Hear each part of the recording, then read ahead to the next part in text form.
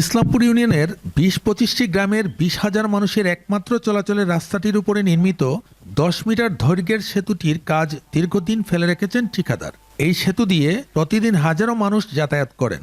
এদিকে আমরা গরু বাসও যাইতে পারে না, তারা এমনভাবে বাঁশ দিয়ে দিছে ফুল।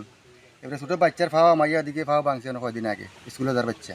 এই রাস্তাটা তারা করিয়া দেয় না, এই ফুলের খাসটাও করে না। তারা কি গোড়ামের মাঝে ফেলাইছে এই জিনিসটা, এটা তো আমরা বুঝতে পারি না। বেশি পানি হইলে এদিকে যাইতে পারি না, স্কুল বন্ধ হয়ে যায়।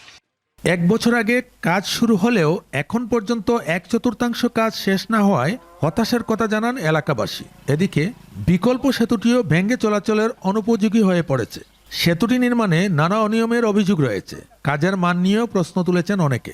আমরা কিভাবে রাস্তার দিকে যাওয়া আসা করবো? ওদিকে খেত আছে, খামার আছে, সব কিছু গোড়া লেগে কিছু নেওয়া যায় না। এই ফুলটা দিছে ৮ লক্ষ টাকার ফুল আছে এগুলো, কিন্তু ৮ লক্ষ টাকার ফুলও ৫০,০০০ টাকার বাসও ফুল দিয়া গেছে। ব্যবসা বাণিজ্য করে বাইরে লিয়া যায়, এই ব্রিজ দিয়ে যাতায়াত করে তারা। এই ব্রিজ নেওয়ার কারণে অনেকটা অর্থনৈতিকভাবে এলাকার মানুষ আরও ক্ষতিগ্রস্ত হইতেছে। বারবার যোগাযোগ করা হলেও কাজের কাজ কিছুই হচ্ছে না বলে হতাশার কথা জানালেন এই জনপ্রতিনিধি। এই রাস্তাটার উপরেও যে তারা যে কাম কাজ টাঙ্গাইয়া রাখছে, এখন মানুষের যাতায়াতের লাগি ও ছোটো একটা ব্রিজ দিয়ে এইবার যাওয়াও যায় না।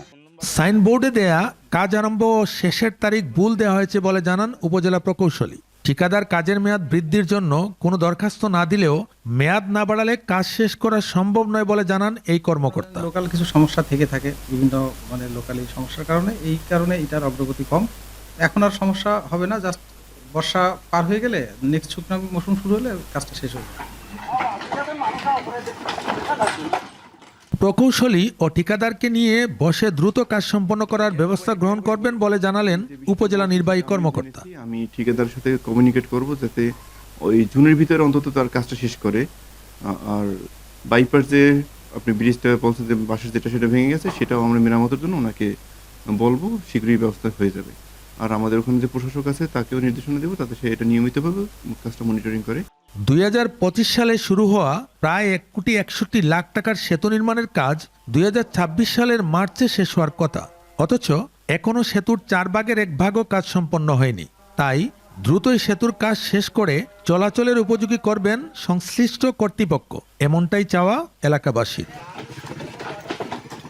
এম এ হামিদ, এখন মৌলভীবাজার।